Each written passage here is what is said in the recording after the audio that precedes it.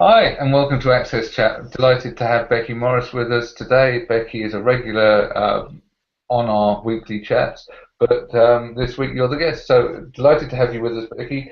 You do a bunch of work for at Museums DCM, which is the Disability Co-operative Network for Museums, which is really of great interest to me because I love looking at museums.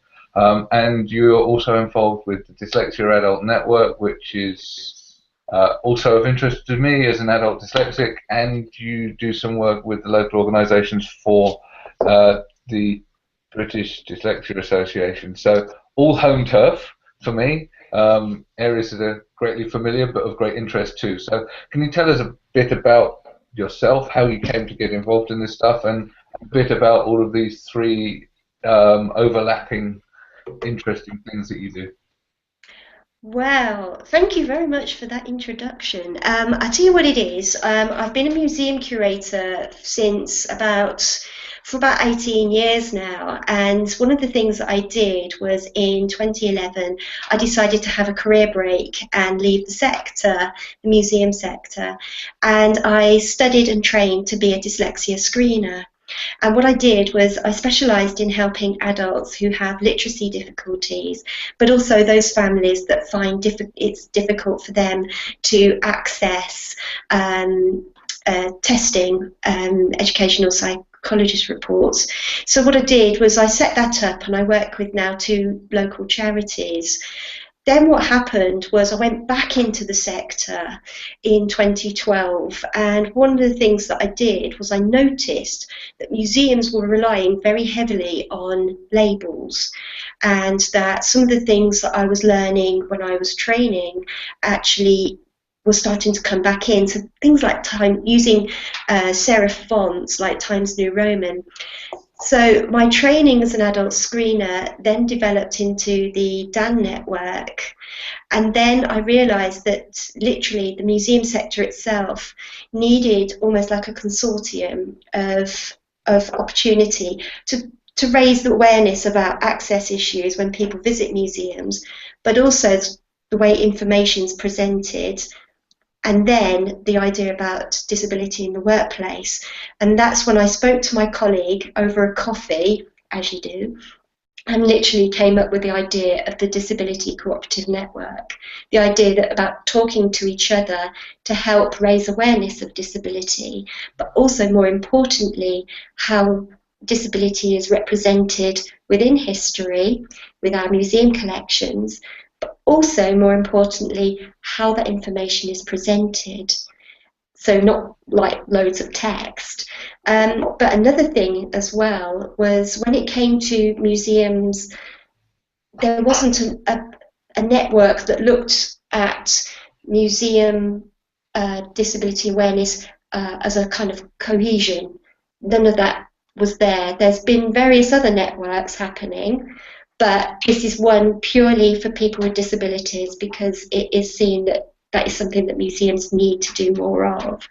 So that's how we came up with it. And the steering committee was formed via Twitter. Literally, we ended up all meeting up in an Italian cafe in the middle of London and realised that we all had exactly the same in common. And that's how we ended up literally launching the network on the 15th of September. Yeah. That's fantastic. I love stories when Twitter brings people together. Yes. It's a great tool. It's proved fantastic for us here at AXSChat. When I Mm. say here, I mean virtually here. Obviously, we're widely dispersed.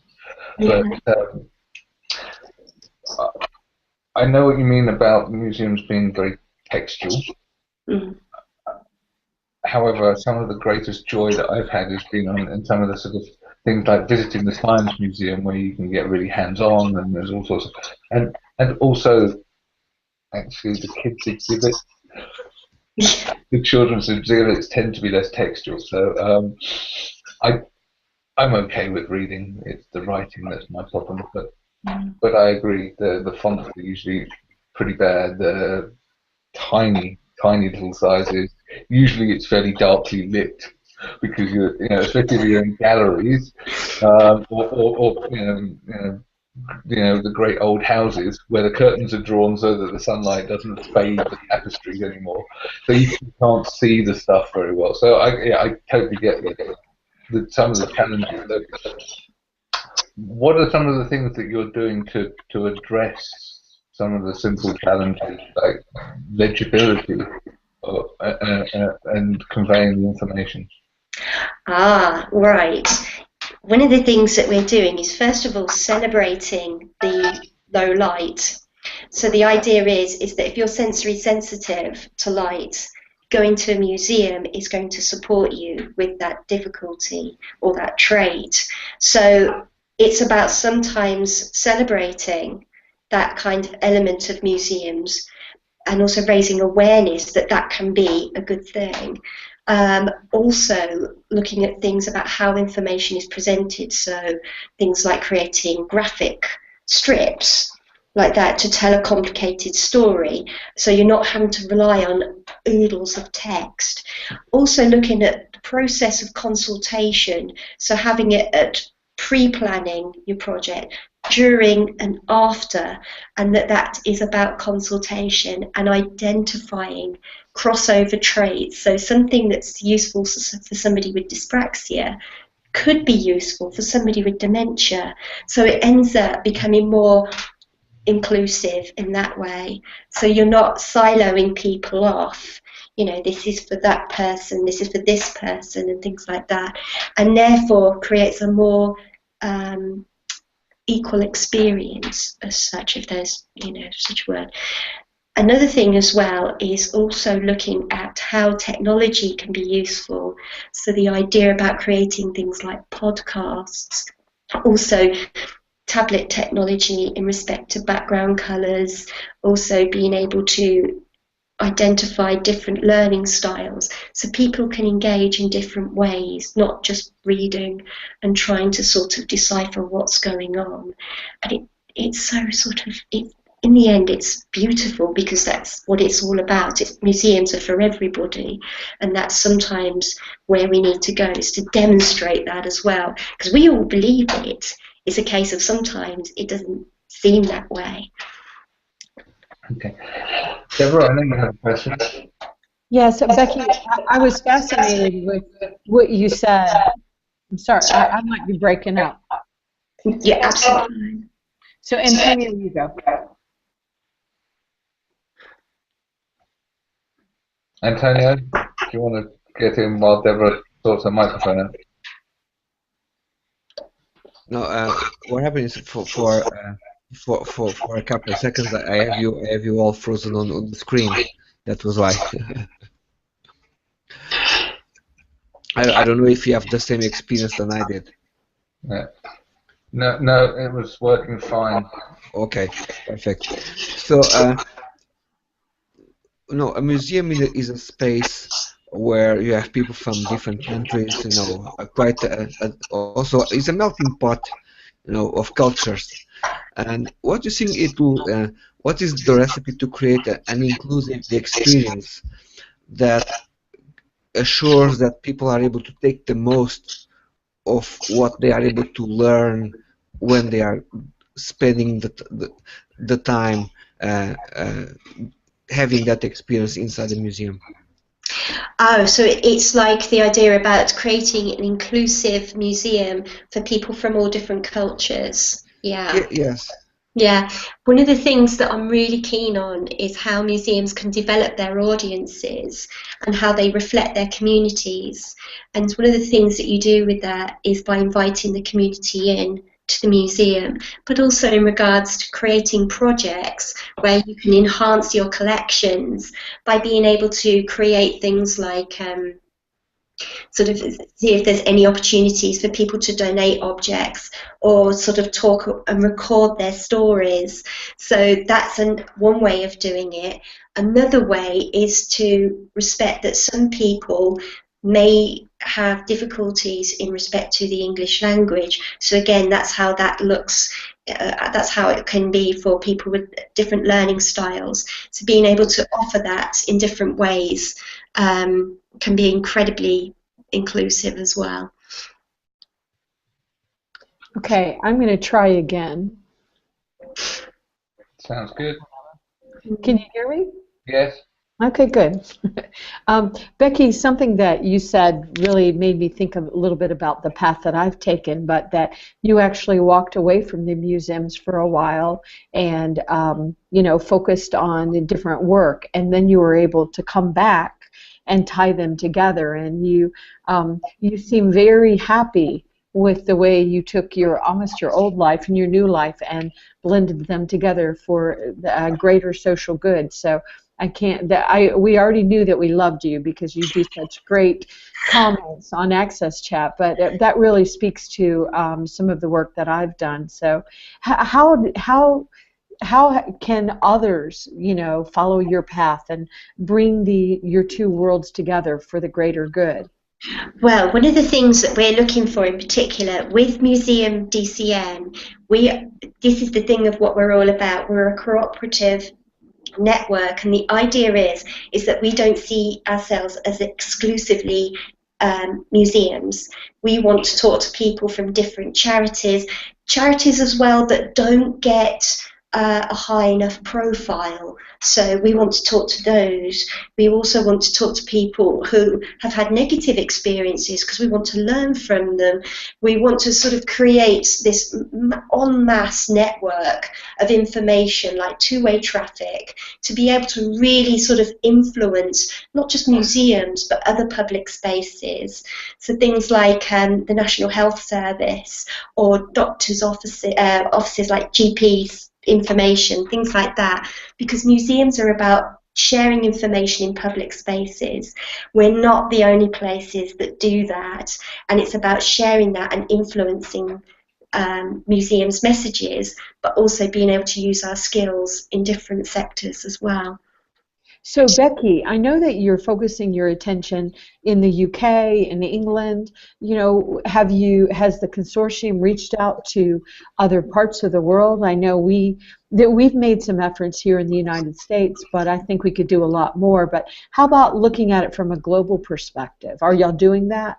Yes, we want to, and literally thank you as well, because you provided one of our first case studies literally just as we were launching, and also we've spoken to Portugal as well in respect to the museums there, also Indianapolis as well, but we want more people. That's the thing, is that we've already got people like Scope following us on Twitter. We want to roll that out, so we were able to create like this almost this en masse network, so to speak, of traffic. So yeah, literally the US, particularly, no hint, Smithsonian. Yeah, I agree. And they've made some efforts. It would be nice to see y'all come together, because learn from everybody. Everybody learn from each other.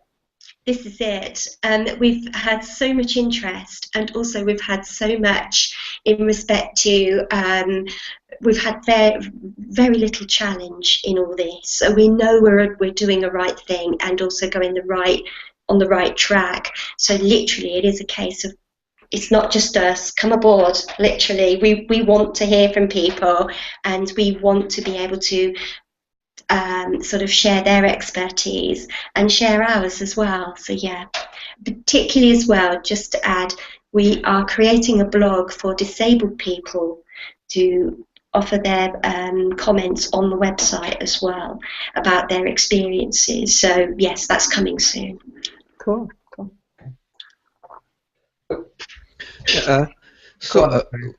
So when you are talking with people and they explaining your project and what you do, how often you find people that relate with it and say, oh, maybe there's something here that I never thought about it, and maybe this will help me as well, because it's not actually something that I put much of thought myself on it.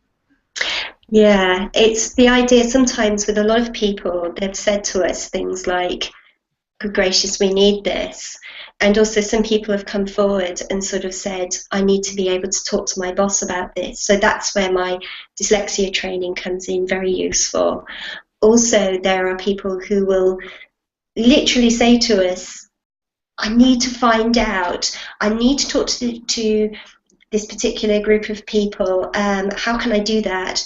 in respect to the project, because I'm not quite sure if we can afford this particular piece of technology. And I'll say to them, go to the website and talk to X museum, or talk to them about this, because there were some reports done recently where they said the museum sector lacked confidence in working and talking to disabled groups, and one of those things is to raise that confidence as well. And that was something that was reported widely, particularly as well with communities having to deal with things like disability, hate crime. It was about being able to sort of show museums as an important tool in respect to reducing disability hate crime as well. Interesting. So I'm very interested to understand. Obviously, you've taken the dyslexia angle and you've applied a wider disability focus to museums. And it's not all about physical access. This is more about the access to information. A while back, we talked with a guy called Gavin Neat, and he's been doing some amazing stuff with technology in Edinburgh. Oh, yeah. So I don't know whether you're in touch with Gavin or you know Gavin, but he's well worth talking to in terms of they're using stuff to send stuff to people's individual mobile phones, because one of the areas that you may struggle with is not everyone's going to be able to afford a whole fleet of tablets. Yes. Smaller museums, but it might be possible to put in place some relatively inexpensive beacons, and then people can use their own phones via Bluetooth or whatever. And again, you can have the information given to you in the format that you want, rather than the format that's just presented to you. So they have great flexibility. Yes, you're absolutely right. And another thing as well is that with technology, for some museums, they need to know where the technology is in respect to development. So things like QR codes, and also using particular apps, knowing that there is some shelf life with them.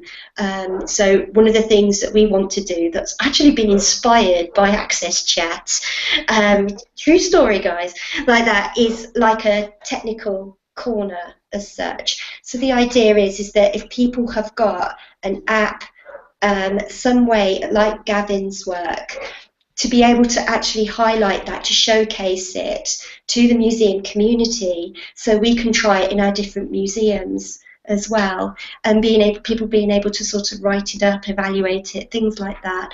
Because sometimes it's difficult to find out exactly where you are in respect to the technology. So is it museums don't have very much money.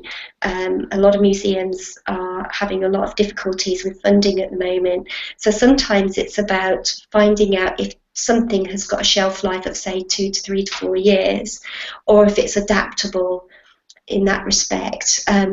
And that's what we really, really want to know. So if anybody has got any projects that they're interested in, want to showcase, they're more than happy to drop me a line. I'd love to hear from them. You know. Okay. Yeah. And Tanya, you have another question? No, that was still no, but no, but I can move on anyway. So, considering all some of the issues that you mentioned in relation to technology, and the fact it needs to be something that works for a period of time. Have you ever thought on having sponsors or companies who actually become those who support the museums with that part of technology as the enables and somehow to create the museums more accessible? Because in fact it's something that will look good for any company to be part of that. I tell you, it's a really good question, because sometimes it depends on the funding body of the museum. But if anybody wants to talk about sponsorship, if they want to drop me a line, I'm more than happy to have a conversation with them. That would be absolutely fantastic. So yeah, I'd certainly be happy to have a chat with them. Interesting.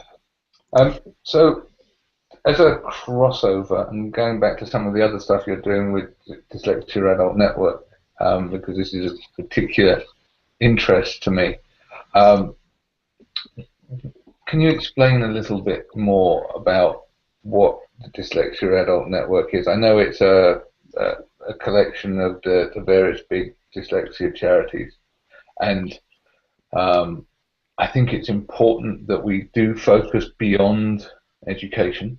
So I welcome any moves into the adult space, because I think adult dyslexia is way past time that it got a voice.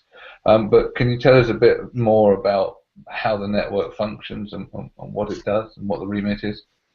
Yeah, I've got dyspraxia. I'm dyspraxia dyslexic. So when it comes to adults with dyslexia, that is something I'm particularly interested in, because with Dan, it's first of all ensuring that adults with dyslexia get the right kind of information.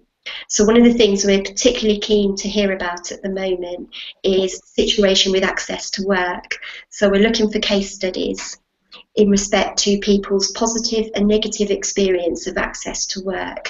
So we can actually talk to the various government bodies like DWP and speak to them about what we can do in respect to ensuring that adults get the right kind of support if they need it, and also the right kind of information as well, because sometimes it's difficult to get the right kind of information to those adults. So literally that's what we want to do with access to work, is to try and find out a little bit more about what's going on. So when you make that phone call, you get the right kind of information and the right kind of support. Other thing is as well is ensuring that adults get the right kind of what the key issues are within the workplace. So ensuring about raising positive messages to employers that, you know, we've been recruited by MI6, you know, ensuring about the positivity of employing dyslexic people, but also in regards to ensuring that there are no difficulties within that experience as well. So the idea about recruitment, being able to talk to people about their dyslexia in a confident way, and also making sure that dyslexic adults also know what they can, and the best way of saying it, if you know what I mean. Okay, so I'm definitely for coming out and being open about dyslexia, as anyone that follows AXSChat will know. I think that one of the areas that's a real pain point is as people's career paths change. So you can have good provision, and this is particularly prevalent amongst people with dyslexia, where they start off in fairly and doing quite well in jobs, and then they get put into a management position, and the type of work changes dramatically, which triggers off all kinds of real difficulties. You know, there's loads more paperwork, there's all kinds of organizational stuff. So whereas before you might have been relying on skills that you'd learned and everything else, you're having to learn these again. And I think that there's a real lack of provision or understanding of how to provide for people as they make that transition. And often what starts out as something really positive ends up being something really quite painful and negative, because people then begin to fail. Yeah. So we're not there yet with the support to enable people to perform. And I count myself as guilty as having changed job role and not updated any kind of access to work. I could do with some admin help, and that's actually and that's an area where I think Dyslexia Adult Network could help. Yeah. Because I believe that the technology isn't everything.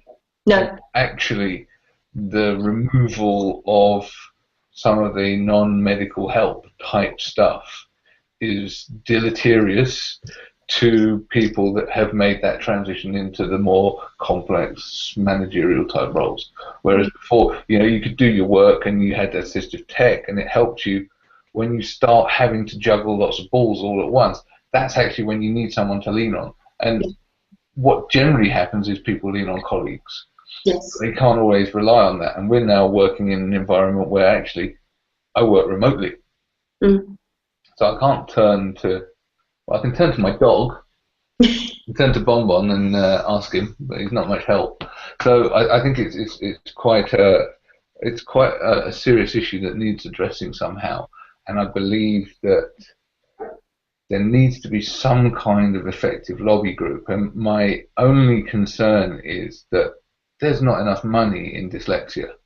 The dyslexia charities have about £3 per person with dyslexia per annum in terms of income. Whereas if you look at charities that relate to blindness or deafness, they've got hundreds of pounds per person in relation, or maybe thousands even. So that's a real issue for us. How do we, how do you think we can address some of that? Because I think that the dyslexia charities are woefully underfunded, and that means that we're going to have to punch above our weight, perhaps.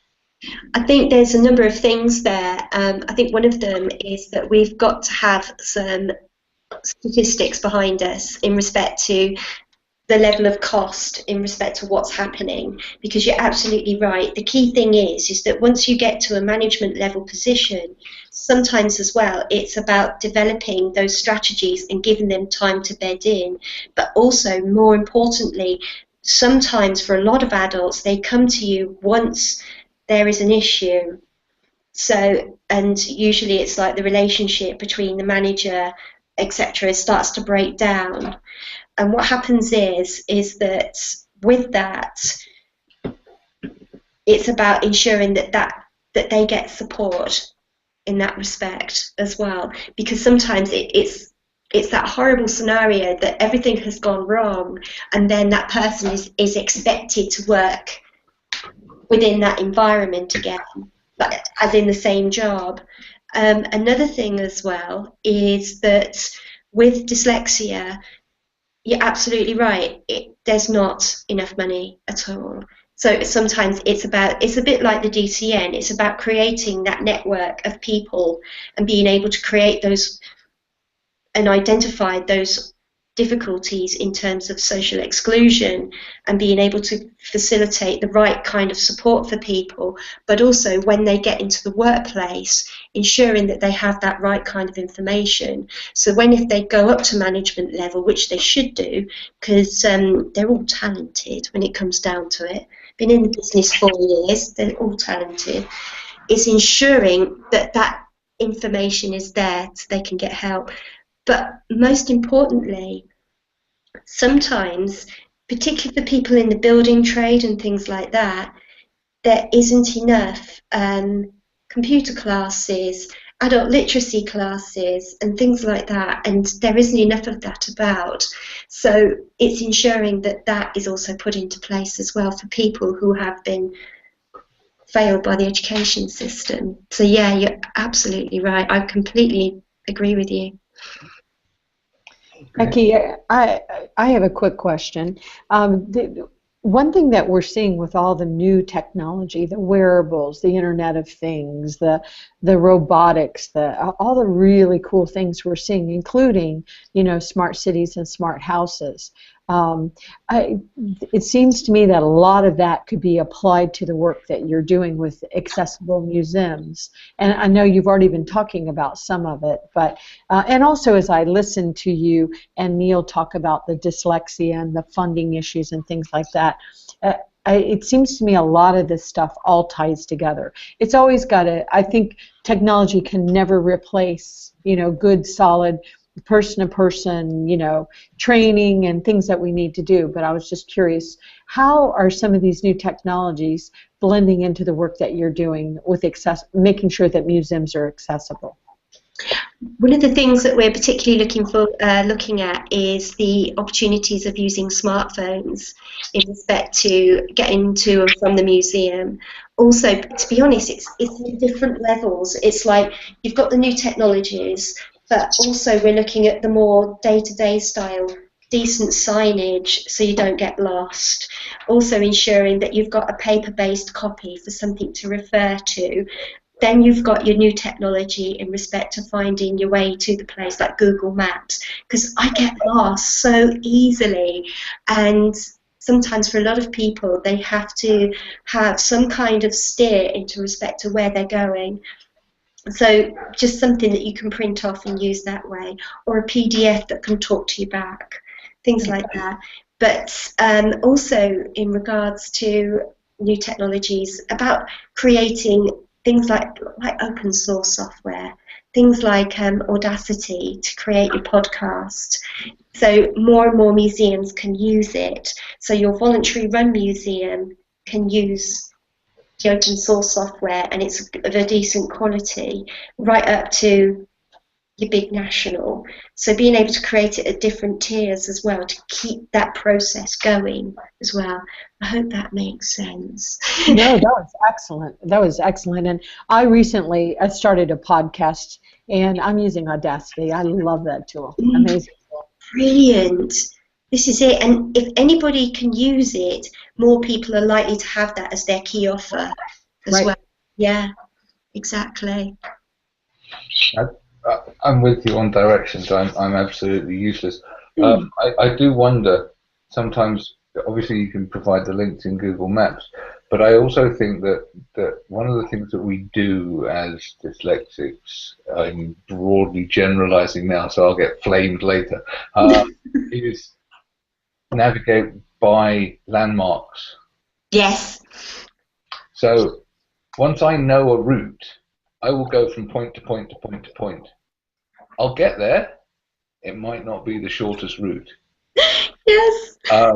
So I just wonder if sometimes it might actually be helpful if we're talking about how to get to places is to actually put pictures of some of these landmarks that are recognizable in our literature so that people can actually go, oh, that's that, you know, and find their way there, because I'm totally with you. Even with modern tools, I can still get lost. Me too. I can still get lost inside buildings, let alone outside. Yes. I tell you what as well, it's a two-way thing again, because if you used local businesses, so turn left when you see X business like that, so in the end you're giving them advertising. Yes. So it's creating that kind of, you know, experience as well, and that's when the disability isn't the kind of reason why it was created anymore. It was, but then it starts to sort of become a more, like smartphones with diaries on them, you know, 10, 15 years ago, it was, oh, this is the new tool. Everybody uses them now. So that's where we're particularly keen on going to. So the idea is that you can create something and it has a shop front or a particular thing attached to it. Everybody uses it. It's not just for a particular group of people. Yes, I got lost on the way to McDonald's once. In a town in Nuneaton. I'd lived here for 5 years and I got lost. Literally, it was a long day. Yeah, true story. Doesn't surprise me. Oh God, it's a nightmare sometimes. Yeah. So the last thing that we mentioned before we run out of time was that you also coordinate the local groups for the British Dyslexia Association. So I know a little bit about how the BDA is structured, but most of our viewers won't. So can you tell us a bit more about that? Yeah, I'll tell you what it is that I'm the adult representative for the local association board by the British Dyslexia Association.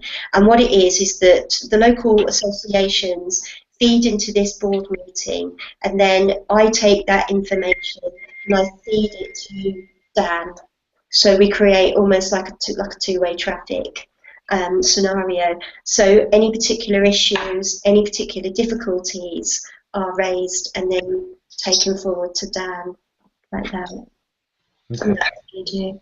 So my understanding of how the BDA is structured is you've got a national network, but you've got lots of little local networks as well, and they've got their own different cultures. Yes. Um, so, so I guess you've got different issues arising in different areas, but there's got to be some commonality. Yes. And it's about seeking that commonality. Yes. Okay. Yeah, absolutely. Yeah. And also, sorry, and also some, it's like with North Warwickshire and Coventry Dyslexia Association, our demographic is very similar to Tamworth's. So what we did was we created a partnership to have an adult support group, and not only have they assisted my museum's access panel for people visiting museums with dyslexia, but also they've supported Dan as well. Okay. So that's how I like to do things. Yeah. Excellent. I'm a great believer in bringing stuff together because Yes. the disability world's very fragmented. Yes. And there's a limited pot of money, as we all know, and the greater the fragmentation, the less likely we are to succeed. So I think we're at the end of our time, so I'm going to have to close now. But thank you very much, Becki. It's been a pleasure talking to you, and look forward to joining you on Twitter tomorrow night. Fantastic. Thank you very much for asking me. It's been a real pleasure. You were amazing, Becki. We knew you would be. Thank you.